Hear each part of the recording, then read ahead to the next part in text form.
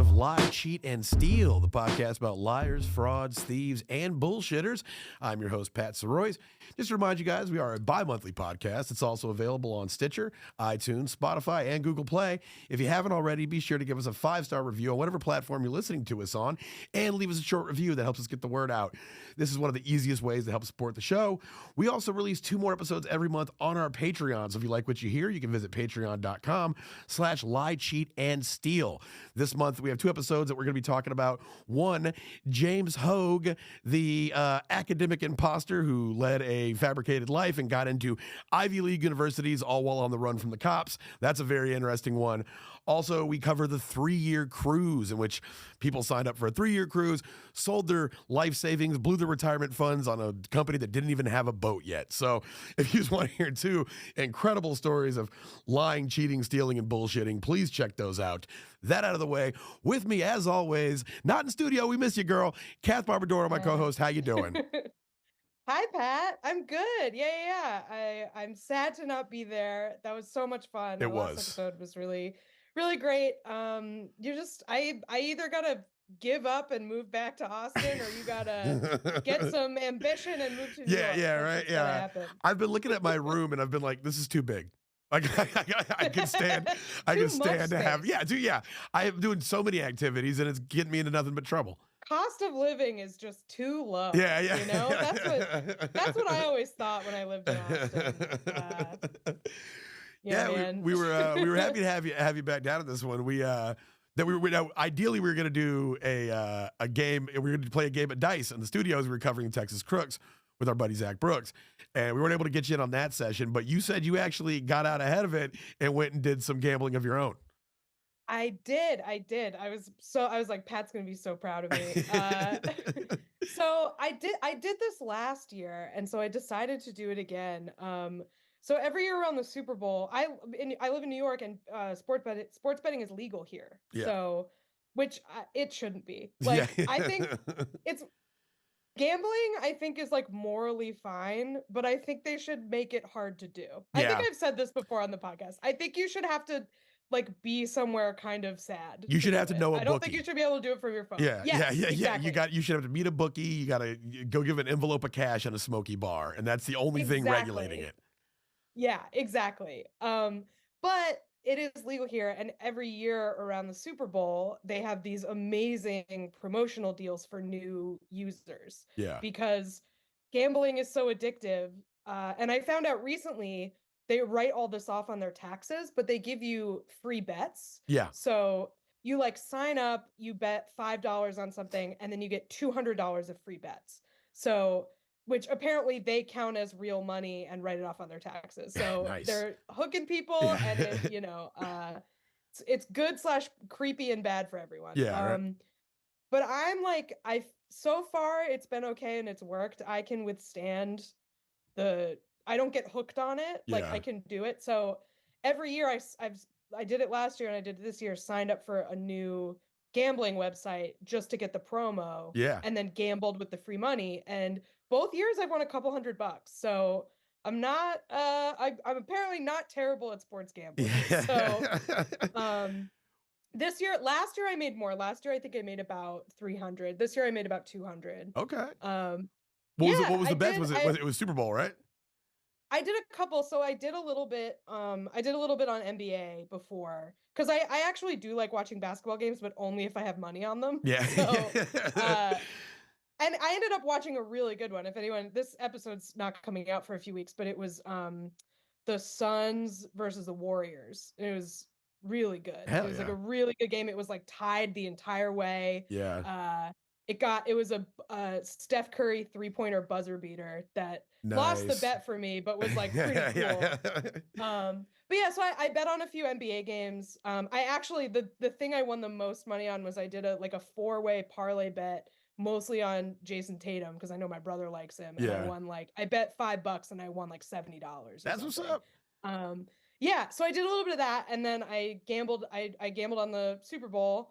And the nice thing about the free bets is like you can bet on both sides of the line and be guaranteed to turn the bets into real money. You know what I mean? So like I didn't bet like I would have bet if I had my own money, and also if I knew anything about sports, because I'm literally just reading the odds. Like, that's how I'm doing it. So I bet on the Super Bowl, and I only won about $30 on the Super Bowl. If Travis Kelce had made that final touchdown instead of the other guy, I would have won like $250. I was so bummed. But that's okay. So that's what I realized about gambling, is that losing makes me madder than winning makes me happy. So I don't get hooked on it, because I just get so frustrated. Man, I get so mad about losing. That is a good way to look at it. And like I've wanted to like quantify the feeling I have about it too. And that's put it perfectly. Yeah. That's like, I like to win, but losing pisses me off. Yeah. Right. Like, winning is cool, and I like having money. I bought an expensive bottle of perfume with my winnings. Hell like, yeah. I wouldn't have had that otherwise. Awesome. But like, knowing I wasn't even gambling with my own money. Like, I wasn't even losing my money, and I was still mad. Like, yeah. So that's why I think it's like I'm not gonna like go back, but I did some gambling. That's what's up. Yeah, hell yeah. Well, there we go. We got it. It's so funny because like Zach, when we asked Zach on the last episode, do you have anything to plug? He's like, gamble, just gamble. You know, like, gamble. Yeah, I took his advice. Yeah, me and Zach and everybody, all of our friends did some gambling. Every year we did the Super Bowl squares, and so how does squares work? So squares is you have a 10 by 10 board. And on each column, the X and the Y, you roll dice or pull numbers. You randomly decide which one gets 0 through 9. So it could be like, 1, 2, 7, 3, 4, 6. You know, it's just, it's not in any order. And it's like that. Like a Sudoku board. It's like that on either side. Now, leading up to this, before those numbers are even determined, people just buy squares. And you get to you buy a square and you get to pick where you want to put your initials or whatever. That's now your square. And then, so whatever number gets in there, that's your number. Well, yeah, but so you're at the intersection of two numbers. So let's say, for example, I got 7 and 7. So I always have to mention this. I see. Okay. Yeah. So I was 2 years ago, me and Sid had put down $200 drunkenly one night. We did 10 $10 squares, 5 $20 squares. And I completely forget about it. I'm in Tampa on tour. I'm in a hotel with 2 other comics watching the game. And I started getting texts from Jake Rowe, and he's like, fuck you. And I was like, and so we won every quarter. We won three on the expensive board and 1 on the cheap board. And so we won $1,200. It was tight as hell. Yeah. So this year, what do the squares mean? Like, you get a 7 and a 7. Yeah. What does that mean? So that means that at the end of every quarter, whatever the score is, if it ends in your 2 numbers, and then also they're sided. So if it ends in your 2 numbers and the Chiefs are winning, or it ends in your 2 numbers and the Niners are winning, it depends. You get, you win that quarter. You win the square. Okay. Yeah, you win the quarter. So it was like on the $20 board or the $40 board, it was $800 a quarter and $1,600 for the fourth quarter. Wow. Yeah, it was a lot of money. Yeah. We were there, and also people were betting side bets. You know how our people do. And when they did the coin toss, I guess Nikki had bet heads on the coin toss. So the game hadn't even started yet. They hit tails, and Nikki's like, "Fuck!" Just like so you can that's the problem with legal betting, is there are no fun prop bets. Like, you can't do them. You can do coin toss, and there's some prop bets are legal in some states and some are not legal in some states. But I want to bet on whether Usher's going to take his shirt off. Yeah, that's the kind of stuff I want to bet on. The fun shit. You got to be in Vegas for that. Yeah, exactly. Like, they don't let you do that on the app. So like, that is kind of a bummer. But so did you win any money before we go? So I only did 1 square this year because like Jake hit me up. He was like, "Hey man, we're all gonna buy up the excess squares." He's like, "Anybody want one? I'll throw your name on right now. Just give me the money, tomorrow, whatever." I was like, "Yeah, give me 1." And I got 7-7, which statistically is a very good square because most first quarters ended 7-7 or whatever, or 17-7. Very easy to do. So when he hit me, he's like, "Pat, you fucking bitch." And so because I got the 7-7, so I wasn't even gonna go. I was like, he just told me that's what I drew, and I was like, well, I should stop by, even if I don't win, just because I wanted to walk in and just hear everybody be like, "Hey man, what the hell?" Yeah. And I walked in and I got all the hate. It was great. And then I, of course, it was never 7-7 at any point during the thing. Right? Yeah. And then Zach would have won with his number at the end of the fourth quarter, but they went in overtime. Won the whole game, right? Yeah, they went in overtime, and then Jake ended up winning. Jake won $1,600. And so nice. he said he's going to get a dog. And I was like, that dog's going to hear all about Europe. Inside joke. Inside joke. Yeah. Sorry. Yeah. You guys just pretend you know a guy. So actually, that's a great segue. We're talking about sports. It's a sports episode today. Ooh, yeah. This is it's a current event and it's a sports episode. Today we're talking about Rodney Rocket Grubbs, the ambassador of pickleball, and his multi-million-dollar pickleball Ponzi scheme. Whoa! Holy shit! Although I've heard about this at all. Yeah, I hesitate to get into this world. Yeah, I hesitate to say Ponzi scheme because Ponzi scheme it implies that some people got paid back. And so they keep calling it a Ponzi scheme. And it's like, this dude wasn't Ponzi and fucking anybody. Yeah, this is a pocket scheme, dog. Yeah, he's just taking money. So yeah, this one is fresh off the presses. It's been like developing the last couple months.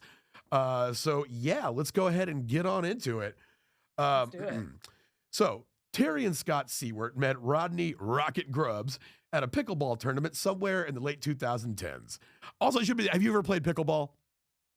No, I would love to know anything about it. So yeah, we'll get into it. One thing that's funny, they were like, it's a game that combines elements of tennis, badminton, and ping pong. And I was like, that's the same fucking game. Those are all the same. Yeah. How are you going to combine elements of, yeah, I don't know. It's the same thing. So I didn't get that part. But so yes, Terry and Scott Seward met Rodney Rocket Grubbs at a pickleball tournament sometime in the late 2010s. The White Springs, Florida couple were pickleball fanatics. They were both retired, and they spent their golden years traveling the country and playing in pickleball tournaments across the nation. Pickleball tournament big with the retirees because I guess it's low impact. I don't know. Okay. They instantly. I would think anything. Because I'm just dealing with a back injury right now. Yeah. I feel like anything where you twist around would be terrible for your back. Which you gotta. Yeah, do that. Maybe low impact is the wrong word. I guess it's like it's a smaller net. I know that. Okay, you don't have to run as much. Exactly. Because there's a lot. Yourself. Yeah, there's a lot of silver foxes out there. I saw some of the tournament photos. So they meet Rodney. They liked Rodney. Everyone did. He was a polite and congenial Midwestern man from Brookville, Indiana, who was energetic and engaging, and he was known to many fans of the sport as the ambassador of pickleball. I guess if you get in on the ground floor, you can just be whatever you want in something. Sure. And it was more than an honorific title. Rodney truly was helping the popular but fledgling sport grow into the mainstream and become more familiar in the public consciousness. He did this in a very sincere way. He played the tournament circuit, often placing, sometimes winning, but always decked out in a shirt emblazoned with the trademark phrase that served both as the name of his apparel company and his personal mantra and message to the world, which is Pickleball Rocks. So yeah. What a good vibe. Yeah. Just this dude does seem like a genuinely fun guy. If I met him and I didn't have cool friends that like did drugs and shit, I'd be like, yo, this guy's fucking tight. I like this guy. But I'm imagining him as like a parrot head, like a Jimmy Buffett guy. That's kind of my thought. Well, I think he's definitely got some good time vibes about him, but he's also very religious. We'll get to that. He's a religious dude, and he's Midwesterner, religious, small town, very nice. He's a high school tennis coach. So if that gives you any kind of idea about his vibe and his energy. And Sure.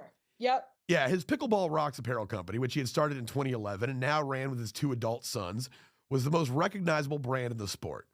So although they were initially hesitant, Terry and Scott were always happy to listen whenever Rodney turned the conversation towards an investment opportunity with his brand. So after another year or so of crossing paths with Rodney on the tournament circuit, their friendship grew and so did their trust of Rodney. So when Rodney excitedly told them that he had an available slot in his super exclusive investment tier, the couple heard him out. Yeah. An investor, Rodney told him, had cashed out, and they had an opportunity to be a part of a 6-person group, each contributing $25,000 each. So this total investment of $125K $150K would allow All About Pickleball, that's the parent company to which Pickleball Rocks was a subsidiary of, that would allow them to fulfill a huge contract with a major distributor.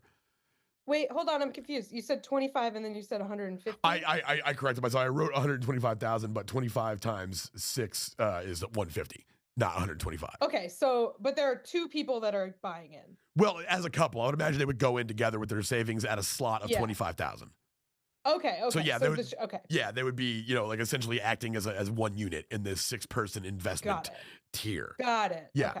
So Yeah, so Terry and Scott wired Rodney the money. The agreed upon terms were an 18-month loan with a guaranteed 12% interest rate, which compounded monthly with a lump sum repayment upon 18 months. These terms were detailed in a promissory note, which included an increased interest of 18% if he defaulted. The terms also included a promise of confidentiality from both parties. So it was September 2020 when the 18-month period came due. Terry and Scott were in the process of buying a new home and were eager to add their investment returns to their down payment. When they reached out to Grubbs, however, he informed them that he was unable to pay. So they were like, he said he needed another year. Then he said another year. Then he said another. And finally, in 2023, after repeated efforts to resolve the debts, the Stewarts had their daughter, who was an attorney, send a demand letter offering to settle the debt for $30,000, far less than the roughly $50,000. How long into I need another year are you like, this guy stole from me? Yeah, you know, multiple years went by. And obviously they did realize that he stole from them. But I just wonder, which deadline extension do you realize? Also, if you are friends with this guy, you know him personally. Yeah. Another year is crazy. A year. And the initial terms were 18 months. So that's a big extension. That's a huge extension. Double. Yeah. So 66% longer. I think what we're seeing here is, solid math. I think what we're seeing here is that whole thing of I don't want to seem stupid to myself. You know what I'm saying? Yeah, I think you're probably right. Yeah. So they're just oh, okay. And and again, this dude was the kind of guy that retirees would love. He was, appearingly independently wealthy.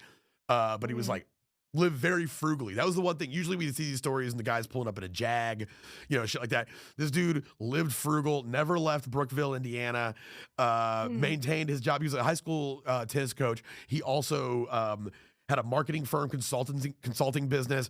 So he had his own money. He seemed like this guy that totally belonged in their circle, Right. Not a guy you would expect to steal from you. You think he's cool. He's your friend. Does not come off. He comes across as very genuine. He seems like a guy you would meet at a Southern Baptist church. That's exactly, he reminds me of several old men I've met at a church, which old men at church, historically, best dudes, just always on the level, those guys. So eventually they asked for $30,000. That's far less than the roughly $50,000 owed to them with principal and interest. That still didn't work. So Terry and Scott accepted defeat and tried to sink back into their life of pickleball tournaments on the road.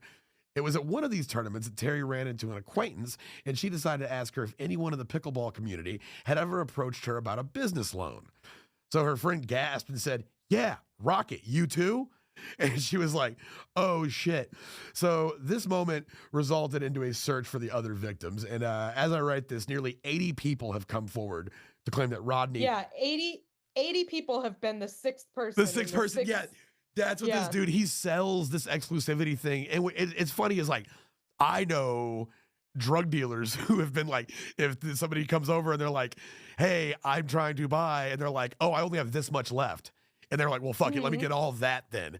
Because addicts like to be like, "Well, I'll just get my little what I need today, come back the next day, get what I need today." And they're like, "Oh, I actually only have this much left," and they buy all of whatever number they said. That's a total dope boy move right there. That's 100%. That dude is out pushing packs. We did that. I'm selling Girl Scout cookies with my daughter, and we did that. Oh yeah. I was like, I got no more Samoas. I'm sorry. Exactly. Yeah, dope boy moves, dude. Yeah. Thank you, Josh Kabaza. Comedy Frequency, guys. Comedy Frequency. Thank you. Yeah, man, check it out. I'll tag him his personal Instagram for the studio. It's shrewd move. You'll see him in the comments. Supposedly there was only had 6 financiers. 80 were discovered. But before we blow the lid wide open on this potentially $9 million scam, is what it's comes out to. $9 million, potentially. So we'll rewind and we'll ask 2 very important questions. First, who is Rodney Grubbs? Second, what is pickleball? So we're going to get into both. Okay, here we go. So starting with the first question. There's not a lot of information out about Rodney's background outside of a 2018 interview he did with Stacey Lynn Harp of Bible News Radio. Yeah, I know what you're thinking. You're like, "Oh, Stacey Lynn Harper of Bible News Radio. Isn't she also the author of Pickleball Faith, the story about a woman's journey of faith and experiences while becoming part of a pickleball community?" And yes, it's that Stacey Lynn Harp. It's the one and the same. How are these people is this like a common subgenre of pickleball? Like very religious people? I think so, because it feels like it's a lot of just, boomers. What are the odds of these two people having these exactly aligned interests? Yeah. Like that is, I don't know. Yeah, I love wild. Jesus. I love pickleball. And yeah. I've never been on a dating app, but I think if I do it, I'm just going to put those two things in there. And I bet I would like really swing out of my weight class. Oh, man. So, yeah. So, and also, I Bible News Radio. I watched the interview. It's interesting. It's a low budget lady doing Zoom interviews. She seems very nice. I don't want to drag Stacey Lynn Harp. She seems like a wonderful woman who found God and community through pickleball. So Rodney Grubbs is an American entrepreneur, tennis coach, and pickleball fanatic from Brookville, Indiana. He's in his early 60s, and he has a wife and at least 2 sons. He mentioned they help him run the business. My 2 large sons. Rocket was introduced to pickleball in 2009 when 2 sets of retired Brookville couples returned from wintering in Florida, where they had picked up and become obsessed with pickleball. So again, more old people. It feels like a running theme. So they returned with a few sets of rackets, a temporary net, and a burning desire to spread the game of pickleball to Brookside, Indiana. Rocket was the tennis coach at the local high school, and he seemed like the right guy to help them spread the word. So they approached Rocket. I love that they're starting small. They're like, let's spread the gospel of pickleball around this small Indiana town. Yeah. It'll grow from there.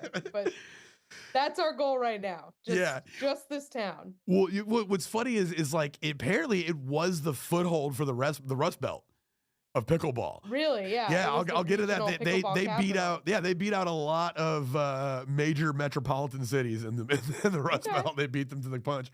So he began to invite, so he played 1 game and he was instantly hooked.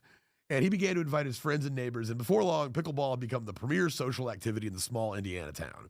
In fact, the crowd soon outgrew the makeshift facilities, so the 2 couples put up some of their own cash and raised even more through potlucks or spaghetti suppers, is what he said. So if we got any Midwest listeners out there, that sounds like you're selling barbecue plates. That's what we would do down here. Oh yeah, we spaghetti dinners were definitely a thing in New England too. It's like it's a classic church basement thing. See, now that I'm saying out loud, we would have at the First Baptist Church in Copperas Cove, Texas, there would be spaghetti dinners. But this one, I guess this one seems like those were always just, hey, show up and get some spaghetti. These ones seem to be fundraising activities. Spaghetti suppers. I feel like people would have them as fundraisers. I feel like another one, if you're around Catholics, is the fish fry. Oh, yeah. Friday fish fry fundraiser, like stuff like that. Yeah. I feel like also, there might have been money changing hands. I was just 12. I didn't give a shit. I was like, just point me to the spaghetti. Yeah. Like, Mom, pay the man. I'm just putting a bib on. You didn't know. Pay the man. You didn't know what kind of commerce was going on. Yeah. I thought they just gave you Burger King for the first 9 years of my life. So, and soon they had enough to build 2 new courts. So this made Brookside the first town in their corner of the Rust Belt to have any pickleball courts at all. They beat out Cleveland. They beat Cincy. They beat Indianapolis. Brookside was now a Midwest pickleball mecca. So at or around this time, one of the couples approached Rocket and said, hey, we built this, but now it's up to you to grow it. And that's what all old people always sticking with something. They know they're about to die. They're just like real Field of Dreams shit. Yeah. If you build it, I will come. This guy really likes pickleball, is what I'm saying. So Rocket took the duty seriously, so much so, in fact, that he arranged a meeting with a business partner of his, and they brainstormed a slogan to get the word out.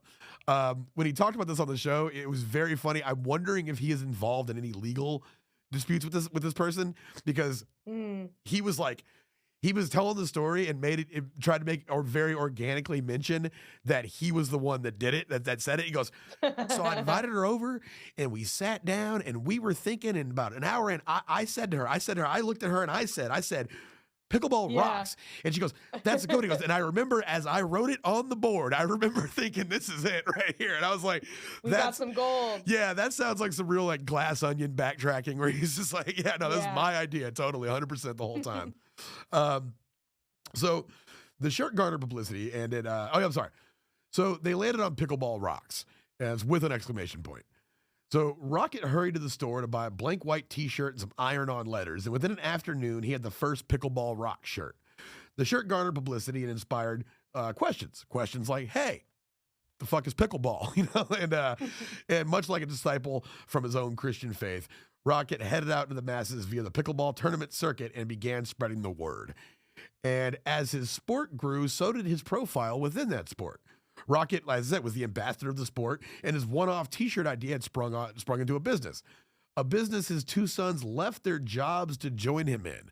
He took his two sons out. Yeah, he took his two large sons out to dinner, and he was like, "Hey guys, I've always wanted to have a family business.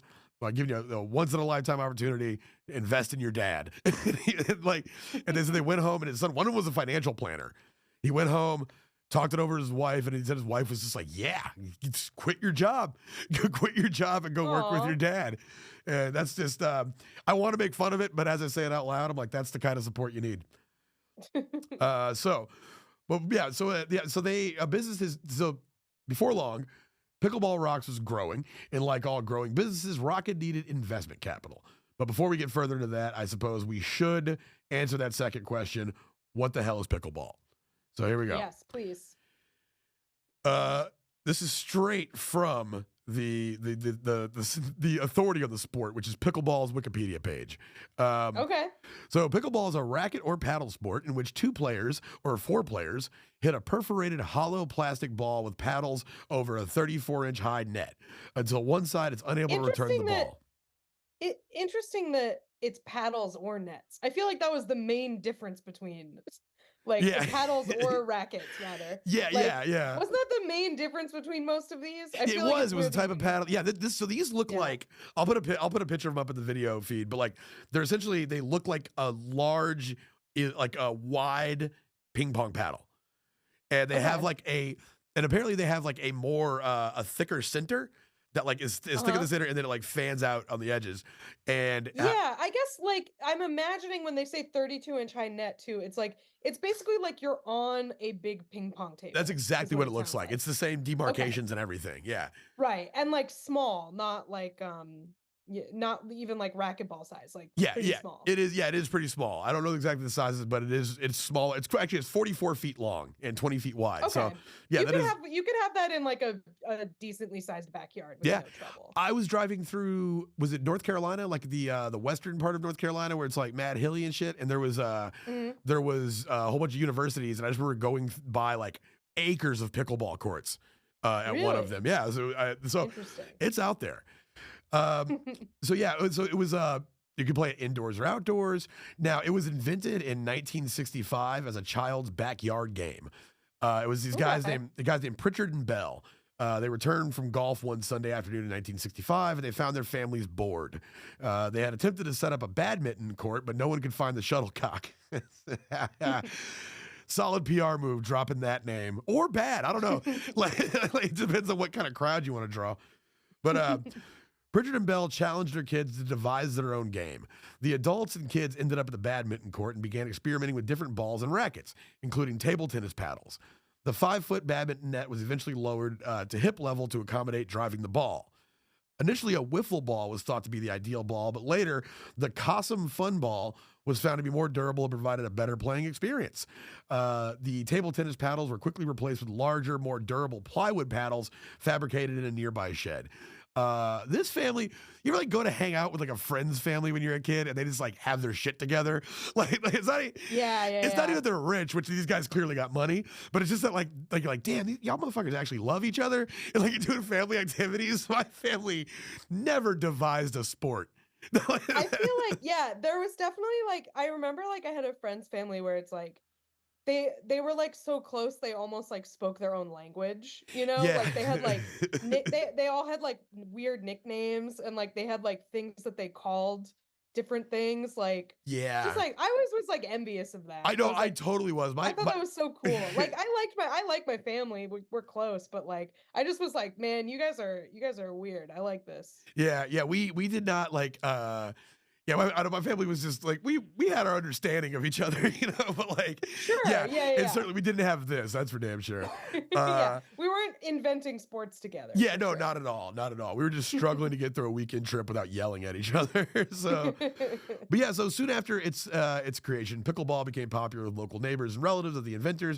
In 1968, Pritchard, along with McCallum's son David and two other friends formed Pickleball Incorporated, and they filed its first annual report in 1972, and it grew out of the Northwest and into the rest of the country. However, I was reading this, the rise of competitive play has also led to more injuries. According to recent analysis by the insurance industry, with fucking party poopers those guys are, which found treatment costs for pickleball injuries has increased as participation has grown. Common pickleball. Well, that makes sense. It also makes sense if it's popular among old people that there'd be more injuries. Yeah, they got some big names behind them and investors. LeBron James invests in them. Former Saints quarterback Drew Brees. Oh, an entrepreneur who I'm surprised we haven't done an episode on, Gary Vaynerchuk. You know Gary V? Yeah. Gary V's in pickleball. Yeah, I'm surprised he hasn't crossed around our stuff lately. But yeah, so that's what pickleball is. Seems like a fun game.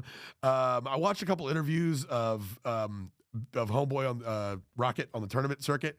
And there's like a whole method to hitting. He's like, if you want like a more direct drive, you got to get in the middle of the paddle. You can have to the side of the paddle. I think that's probably one thing is like the space you hit on the racket affecting things, being less of a physical activity than where you are on the court. Yeah. It's small enough you don't really have to like play position and stuff. Yeah. But is this at all exciting to watch? Pickleball. You know what?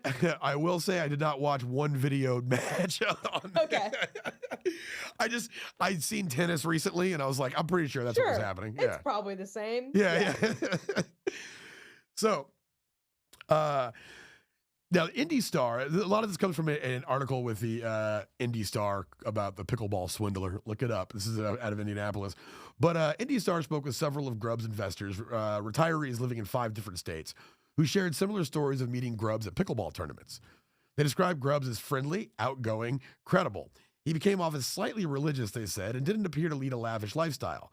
Speaking with Grubbs was like talking to an old friend, said Ron Ponder, a pickleball referee from Oklahoma who invested $65,000 in All About Pickleball LLC, the Indiana corporation registered to do business as Pickleball Rocks. He said, he's very well known within the community, and he's the same way with everyone, Ponder said. He's happy to see you, and he can't wait to tell you about stuff. Yeah, this just feels like an annoying guy. He can't wait. He can't wait to tell you about stuff.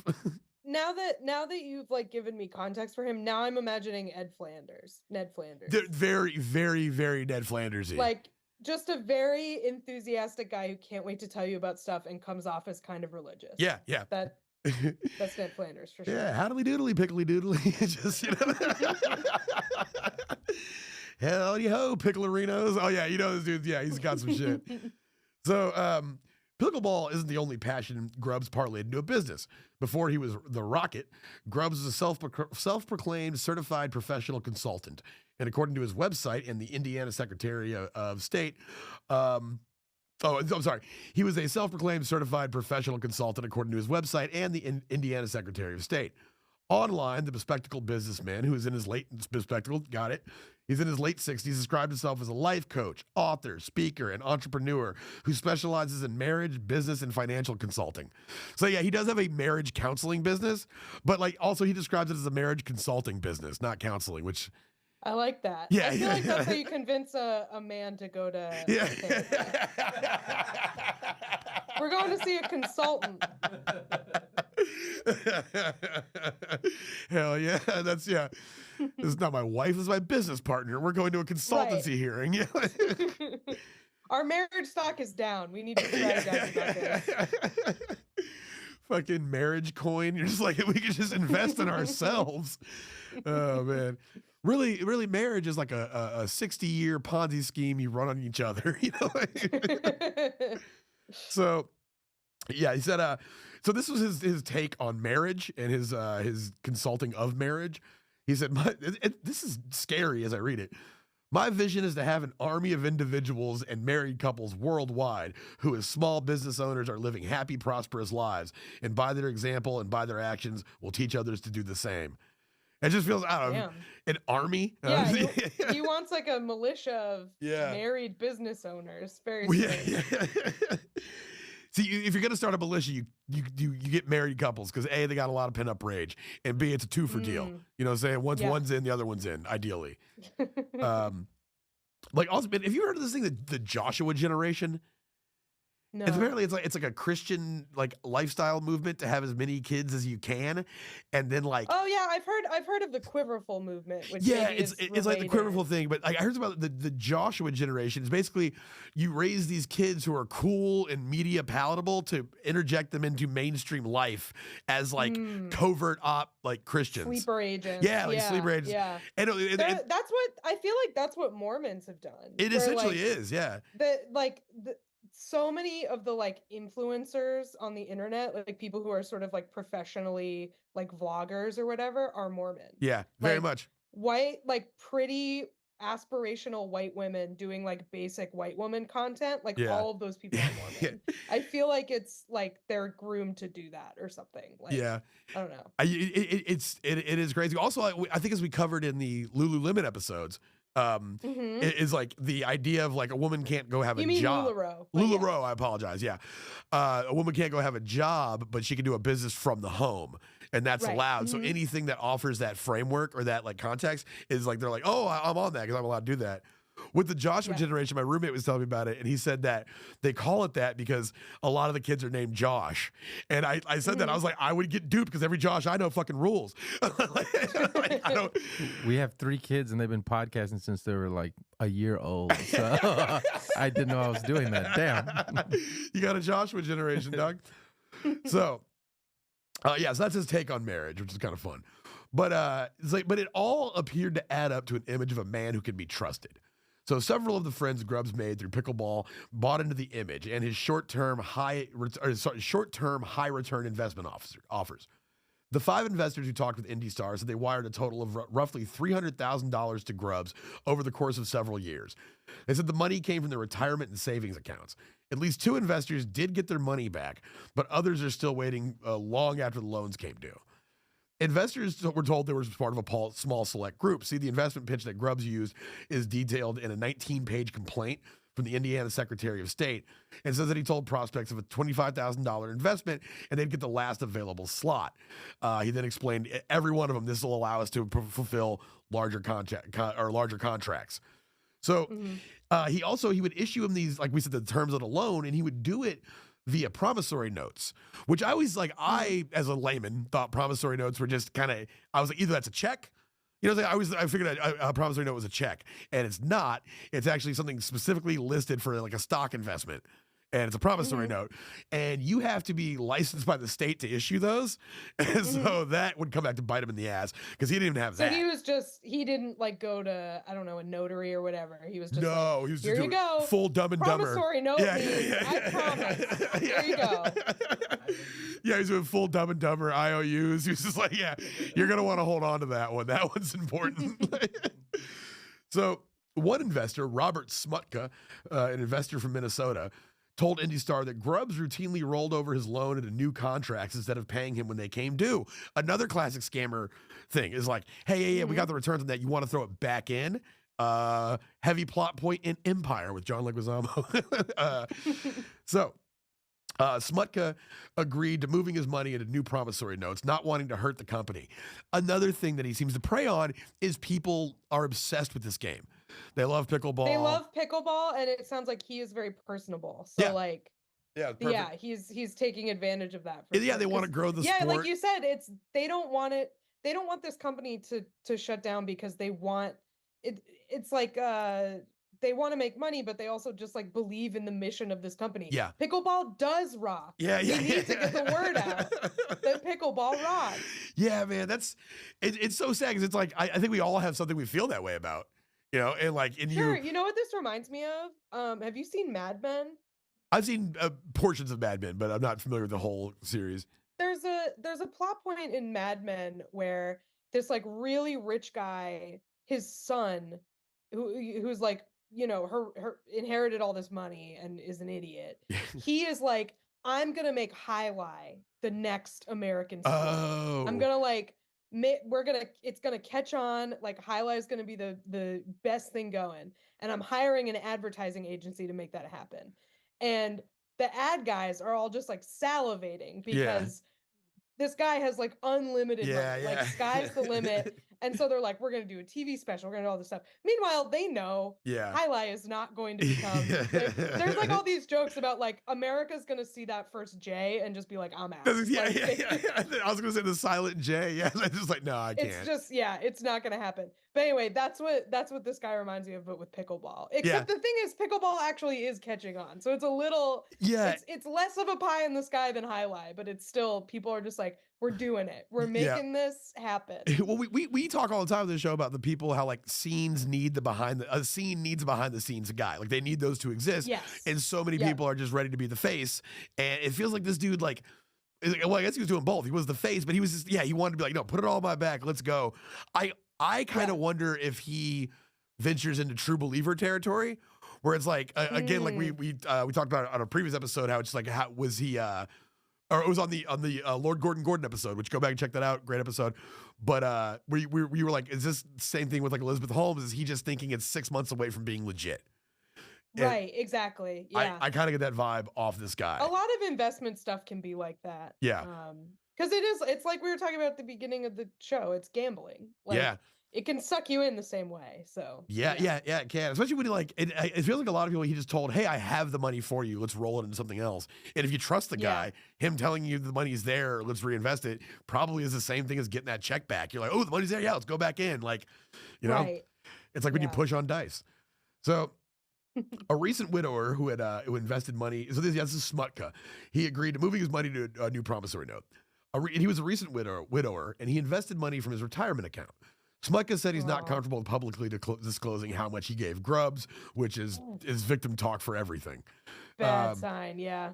Yeah, so going back to that day that I remember the Seawarts, the couple we talked about at the beginning, Terry Seward. So something else happened at the tournament that day in Dayton. Terry Seward said she confronted Grubbs after overhearing him make an investment pitch to another woman. And she said, I had just caught him soliciting somebody and stepped in between them and the lady and said to her, please don't do it. We've been trying to get our money for 3 years. And then he just starts laughing out loud behind her, which I know that level of small town petty where it's like, oh, ha, ha, ha, ha, ha. Terry. Yeah, you're so funny. Yeah, man. So Grubbs continued to ignore the couple's demand to return their money. Finally, in early December, they went public with their complaints. They posted about their experience on Facebook and internet forums and sent their stories to pickleball clubs. And that's the other place that small town pettiness happens, is on Facebook. If you want to call someone out for stealing your money in a pickleball investment, like, that's where you go. That's totally where you go. That's good for them. My mom found out about Nextdoor, and I really wish it. Oh God. So my mom she misinterprets social media in two very severe ways, like it's very like detrimental ways. So I don't think I've still convinced her that this is not the case. She is of the impression that if she looks at her Facebook feed and she sees something, it meant that someone said, I want Debbie Soroyce to see this. This is for Debbie Soroyce. Emailed it to her. Yeah. And that has gone, like one time my cousin's girlfriend was bitching about her friend that dated her brother, and they broke up and now there's beef. And she said something to the effect of like, well, you were never family anyways, so we don't even like you, or something to that effect. My mom sees it. She calls. She's like, I don't know what I've ever done to Gina that would make her talk to me this way. And I was like, what are you talking about? Aww. I still don't think, I tried to explain to her. I still think she's like, yeah, I don't know. The new thing on Nextdoor is that that was clearly about me. She's talking shit. On Nextdoor, every comment starts with your name being tagged in it. So she reads everything with this, like as if people are speaking to her condescendingly. She's like, so I said this, and this person said, Debbie, you clearly don't know that this or that. And I was like, well, they're not like, Debbie, listen. Like, it's Debbie. I was like, you notice this? No, I totally know that. Like, I don't know how to explain it to people, but like, when someone I don't know like replies to my Twitter or something and they use my name, I get like annoyed about it. Yeah, You don't know me. Yeah. You don't get to call me by my first name. Like, I don't know you. And people are like, that's not that weird. Like, your name is on there. And I'm like, I still don't like it. Yeah. I don't know. So I get where Debbie's coming from. I had an ex-girlfriend one time that was hanging out around some female comics, and one of them just kept calling her by her name. And she was just like, the fuck was that? They called me by my name all night for. I was like, because it's your name? She's like, no. She was every other word, my name. And I was like, yeah, I don't know. That's really funny. I will say in person, it's like mostly fine. But yeah. Yeah, she was. Why are they talking to me with my name? Yeah, that's crazy. I kind of get where she's coming from, though. Yeah. So. Then that same female comic called me Patrick, and that was a fucking thing. She was like, what's all this Patrick shit about? Oh, fun time. So, so Grubb, so she starts looking around on the pickleball club forums. She said, I was seeking other investors to see if what I suspected was true and to see just how deep and wide this might go. Terry said, the phone didn't stop ringing. By the end of the weekend, she had more than 20 names. She also learned about all the lawsuits filed against Grubbs in Indiana and reached out to Matthew Foster, an Indianapolis attorney representing investors in those cases. Not long after that, something unexpected happened. She said that Rodney paid us $56,000 to make us shut up and go away. So it sounds like he still has everybody's money, or at least some of it, because he's not living lavishly. And this happens basically. So we'll get into it. Basically, somebody cracks the code of how you get money out of Rodney. You just annoy the hell out of him, like nonstop. Yeah. She said by that point, she wasn't ready to shut up or go away. Instead, she encouraged other unhappy investors to speak up about Grubbs. Rick Griffith of North Carolina was one of the people who saw one of Siewert's online posts. At first, he thought it was odd. Then his eyes scanned it and saw the names Rodney, Grubbs, and Pickleball Rocks. And he said, quote, shit, I'm in this too. Oh, no. You're just like, oh, man, they got some losers. Let me say, whoa, goddamn. So he said, most of us thought we were alone, We took this last spot or replaced somebody. Yeah, one of six. Yeah, a council of six. And he goes, yeah, there's a lot of people out there. Griffith met Grubbs like everyone else. He'd purchased a Pickleball Rock shirt at a Myrtle Beach tournament. Shout out Myrtle Beach. I love Myrtle Beach. I always played there in the off season, and it's abandoned and spooky. So, and the next year, so he saw him at a Myrtle Beach tournament in 2021. Next year, he saw him in Hilton Head. Griffith said Grubbs spotted his shirt. They chatted, and Grubbs gave him trinkets.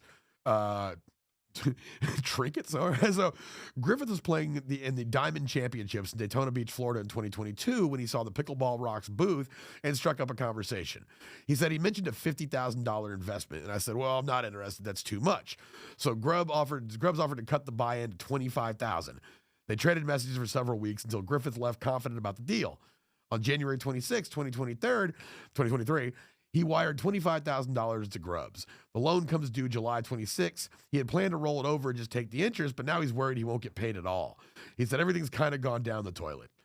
Now, remember the pickleball referee, Ron Ponder from Oklahoma?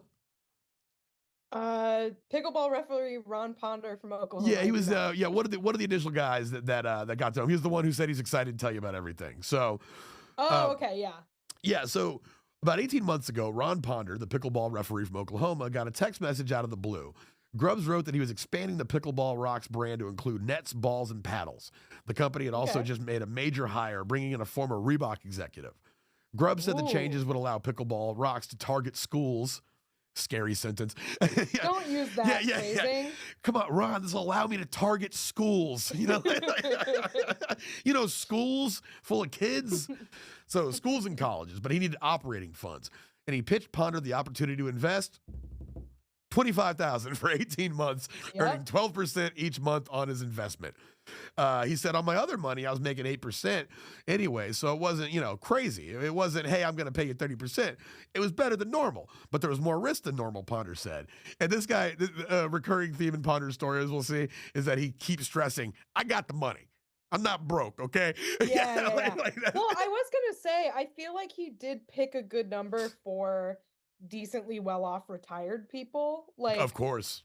Because they're sitting on a bunch of money. I mean, if you did retirement right, which it sounds like the people who are doing this are fairly well off. If you did your retirement right, 25,000 is not necessarily, it doesn't seem like a huge amount of money the way 50 might. Yeah, exactly. 50 is like a part of a house. Yeah, that's 25 is 25 is a car. Yeah. 50 is a year of living. It doesn't seem as crazy. Yeah. Yeah, exactly. Yeah. And also, like 20, and also it's an investment. I know all investments have risks, but it's like 25,000. I get fucking, and he's selling them the moon on this whole thing. He's like, you're going to get all this money back. They think they're going to get their money for sure. Yeah, but it's if you're like a recently retired person and you think you're going to get your money back, you can live without that $25,000. Yeah, exactly. Yeah, this is like, like just fucking just gotta for a while. He's got to say no to your horrible children for a few months when they ask you for money. That's right, it. Yeah. Right, exactly. So, so he said, I had the money lying around. I said, yeah, I had the money laying around. So I said, yeah, I can do I that. have it. Yeah, I got it. No, yeah, don't, I gotta I gotta get $5,000 coming in a day to get out of bed, dude. You know what I'm saying? So he said, I had the money laying around, and I said, yeah, I could do that because it's a good brand. Rodney's in charge of it. What could go wrong? Ponder wired Grubbs $25,000. About 6 months later, Grubbs was back with another offer. He had a small group of investors and one slot was available. The terms remained the same. Ponder wired another $25,000, which he got him on that because he was like 50 grand. And I'm not gonna do 50 grand. Okay, what about 25 twice? All right, like I'll do that. Yeah, okay. Well, you look at it like that, I don't want to leave money on the table. This guy gets got by like online shopping when they're like pay in 4. Yeah, that guy's doing that all day long. I was on the road with our military correspondent Shannon Mugridge, and we were somewhere, and the lady was like, she was like, we got a pack of Marlboro Special Blends, and the lady was like, if you buy 2, they're cheaper. He was like, no, they're not. He's like, yeah, it's cheaper to buy 2. He's like, no, it's cheaper to buy 1. I just thought that was so funny. I was like, that is like honestly a really smart way to like shop. Like, yeah. Do you need 2 of these? Because it's cheaper to buy 1. If you need 1, it's cheaper to buy 1. Yeah, he's like, it's just not cheap. I'll be spending more money. I was like, that's fucking. Right. Yeah, she was not ready for it. She was like, man, I don't know, dude. So, So he said, so he wanted another $25,000. A few months later, Grubbs is back, and he makes a third offer. And he said he told him about a lucrative investment opportunity to buy nets that he could quickly sell. This is just, again, this dope boy shit. Hey, bro, I'm short the re-up, but you know what I'm saying? If I get this, I get that, I get right back here, I'll circle back around. I'm back like 2 hours, dude. And so he only needed $15,000 for 4 months. So Ponder sent the money using Venmo and PayPal, although by then he started to wonder about his money. He said, I'm like, wow, I've got $65,000 in with this guy. And he goes, and I trust him because it's Rodney. But on the other hand, I really don't know that much about him. So when his first loan came. Yeah, it's Rodney. It's not a good reason to trust somebody. Dude, yeah, like Rodney is not the most trustworthy name. Like this guy doesn't look like a Rodney. If you like Rodney, I think of my uncle Rodney. Cool dude.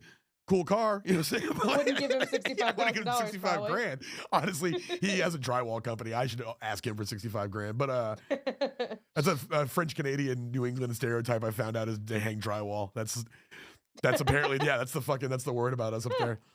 But now that I think about it, yeah, I see it. That's how we get the forearms. I feel like the drywall or like tree farm / arborist. 100%. Like my cousin Sean owns a landscape and hardscape company. Yep. And like trees specifically, a lot of that going on. When he has to get a tree. If after a storm, when there's a snowstorm and the tree falls on your power lines, you call a French Canadian. Yeah. You know, he'll call his brother-in-law Mark, who does trees. Like we're thick like syrup up there, baby. But But he goes, so when the loan came due, Ponder didn't hear from Grubbs. He gave it about a week and he reached out. And Grubbs said he asked for more time and then said he'd pay the money back at Christmas. A week later, Ponder saw the Seawarts post on Facebook. And he said, I went from suspicious to pissed off. I like this guy. This guy rules.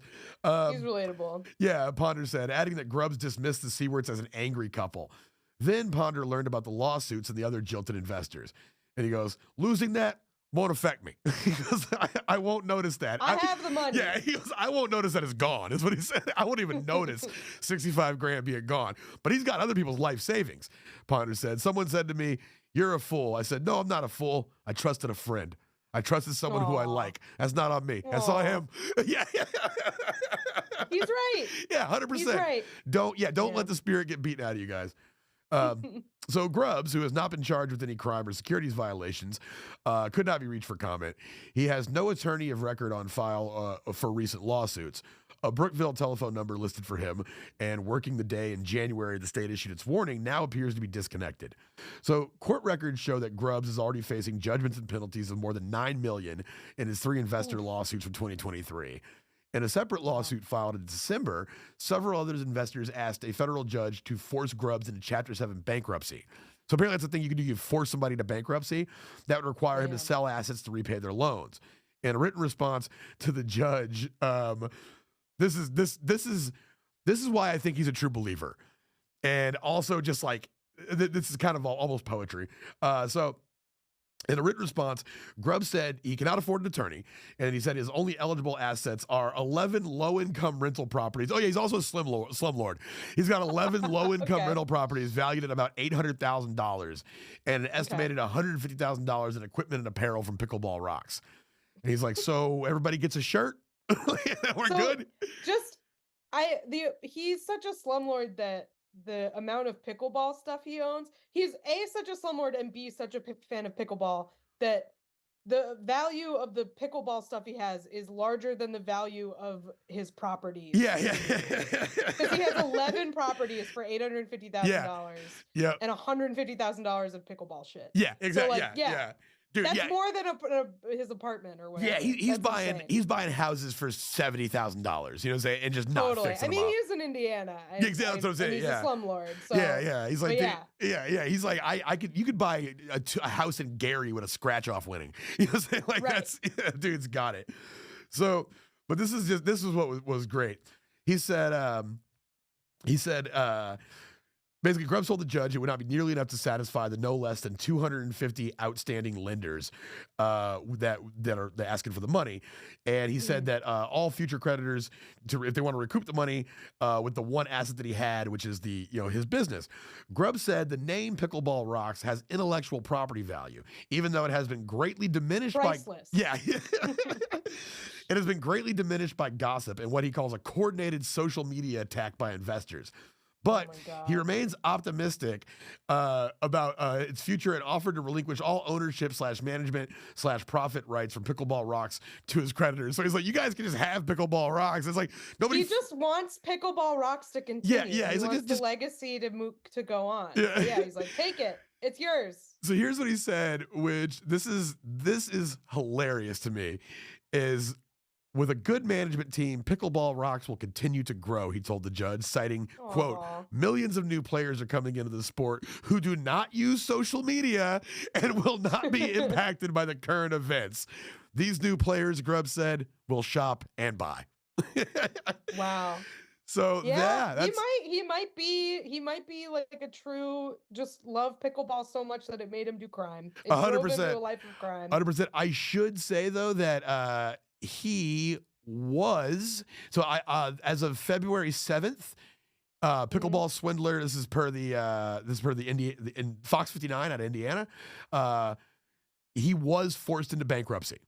So he's forced into bankruptcy. He'll be forced to liquidate. He's got to sell the assets so someone can buy a Pickleball Rocks. Pickleball Rocks. It could be yours, guys. If you guys, if we hit 10 grand a month on the Patreon, we will buy Pickleball Rocks. We'll buy it. Yep. Worth it? I'm gonna say, no. Ultimately, I guess it feels like his life is in shambles. Yeah, he's blacklisted from the thing he loves. Yeah. He also, it sounds like, didn't have fun with the money. No. He did. It sounds like he maybe was using it for this business, and he's just really bad at business. Or I don't know, what happened to the money, because you said he lives pretty modestly, and he will pay it back, so he must be saving it.